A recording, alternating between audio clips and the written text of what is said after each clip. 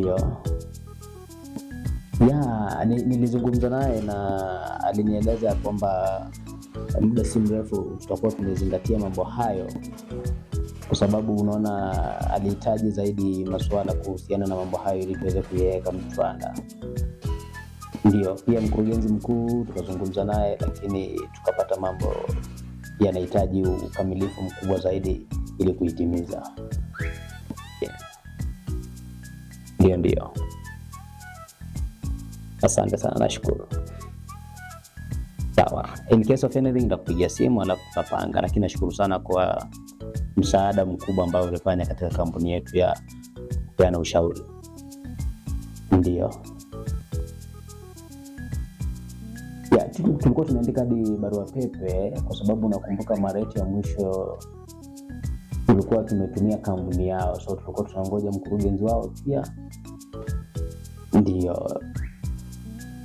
Asante sana. Bila shaka. Asante, basi nitakuwa nasubiri simu yako.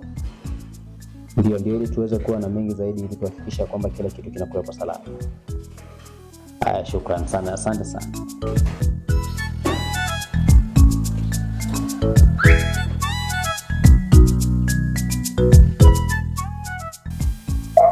Yes, please come in.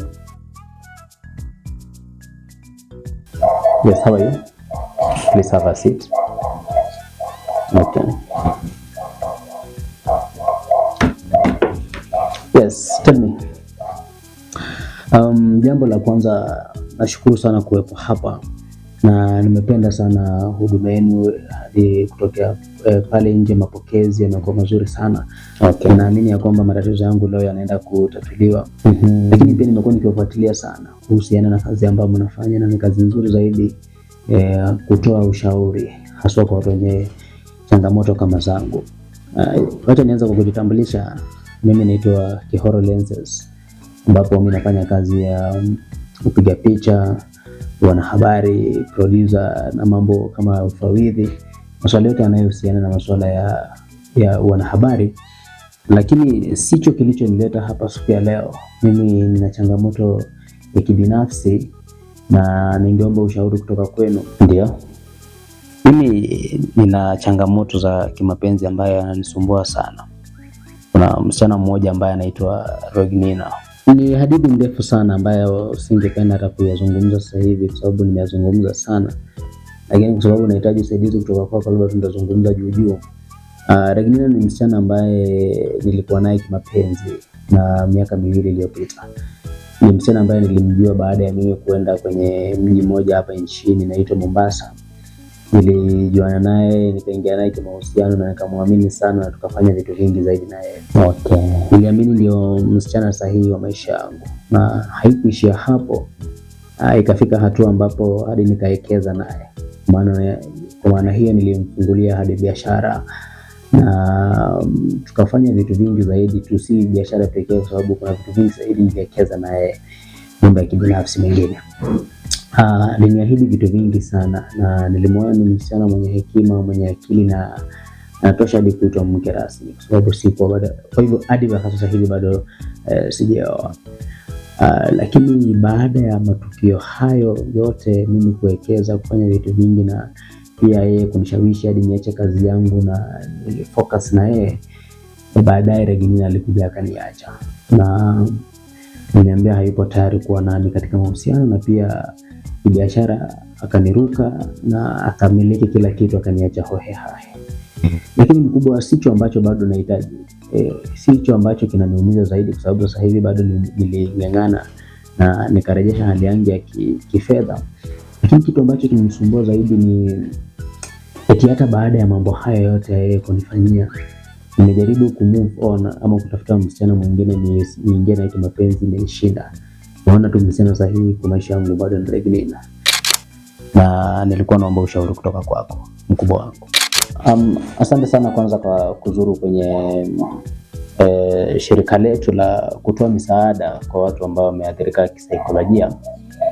Lakini pia nikushukuru sana kwa kuchukua hatua ya kwanza ya kukuja kupata ushauri, sababu kama ungechukua muda mrefu labda ingeweza kukuathiri zaidi kisaikolojia. Nimekusikiza vizuri sana na nimekuelewa vizuri sana. Waswahili wanasema ya kwamba ni vizuri kukinga ufa, kwa sababu usipokinga ufa utajenga ukuta. Na pia Waswahili hao wakatukumbusha kwamba mchuzi huitwa tu mchuzi kama kipo na kikulio, lakini kabla ya kikulio huwa tunakiita kitoweo. Kwa hivyo sidhani kama imeharibika sana ama mambo yamekuwa mabaya zaidi, kwa sababu naona hatua ambayo umechukua ni nzuri zaidi. Labda nikuulize swali moja ndio ili tuendelee na mazungumzo ya siku ya leo, kujua zaidi kuhusu huyu msichana Regnina.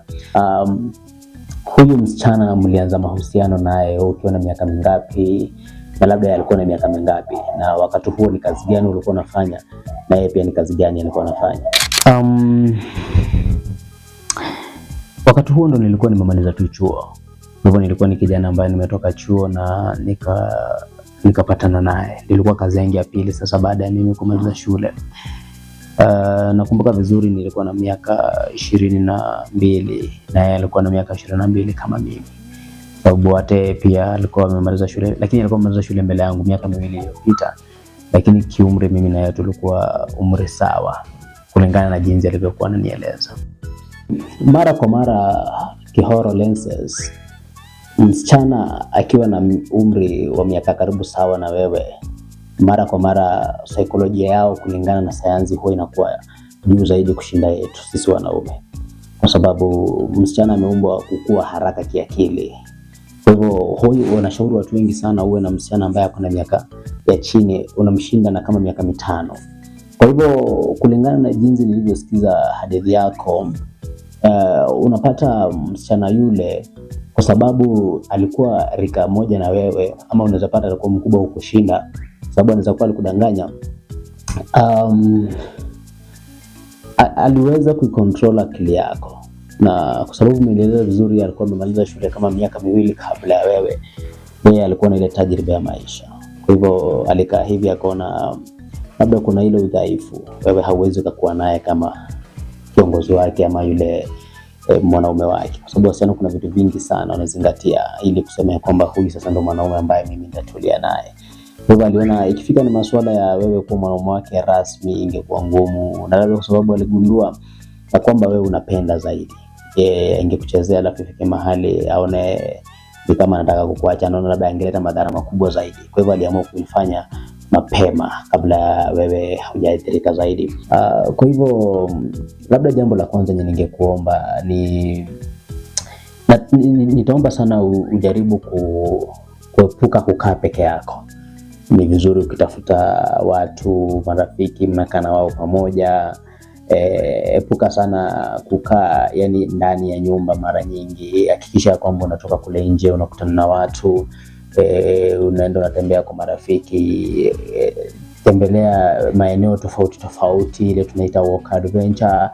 Mara mingi kuwa na ile fun. Utapata mara nyingi itakusaidia sana kusahau wewe na Regnina. Pia na mara jambo la pili nitakuomba sana uzingatie sana vitu ambavyo unavifanya. Kama kwa mfano najua unapenda sana mambo ya media, zingatia sana hilo. Ile mara nyingi hakikisha kwamba kuna kitu ambacho unakifanya. Hata kama uko kule nyumba hakikisha uko busy, yani kuwa na ile kitu ambacho unakifanya. Baada ya hapo utapata mara nyingi utakuwa unasahau sana Regnina. Lakini pia jambo la tatu na umuhimu zaidi ni nitakuomba ujaribu kukaa. Najua ni ngumu sana kwa sababu ndo career yako, lakini nitakuomba ujaribu kukaa mbali kidogo na mitandao. Utapata mara nyingi wakati labda wewe una scroll ile simu yako unapata na wasichana tofauti, na hiyo ndio itakufanya mara nyingi sana utakuwa unamkumbuka yule msichana wako Regnina. Lakini kama utazingatia hayo mambo matatu ambayo nimekueleza, basi utapata mambo yako yatakuwa nzuri zaidi. Asante sana mkubwa, na nashukuru sana kwa huduma hiyo. Lakini pia nakushukuru sana kwa ushauri mzuri ambao kweli naona ni kama nitaenda kufanyia kazi, utanisaidia sana. Nitatilia mkazo na pia nitatilia maanani mambo yote ambayo umenieleza, ili niende nijaribu kuona venye itanipatia matokeo na matunda yake. lakini naamini atafanya, na pia nitakurejeshea mrejeo tu baada ya mimi kuhakikisha kwamba kila kitu kipo sawa. Nafikiri ukishazingatia mambo hayo matatu, basi namba yako hayatakuwa magumu sana kama jinsi yalivyo sasa hivi. Leo nakupatia kongole sana na heko na kwamba umezuia mapema, na endelea kujituma. Mapenzi siwe kizuizi ya wewe kuendelea katika vitu vyako, na pia wewe kuachieve vitu ambavyo ulikuwa unavitaka. Utampata msichana sahihi wakati sahihi. Sasa hivi focus na kutafuta pesa, lakini kila kitu kitakuwa sawa. Nitapambana. Nimeshukuru sana, nakutakia kila laheri kwenye kazi yako, lakini pia zingatia vitu ambavyo nimekufunza. Asante.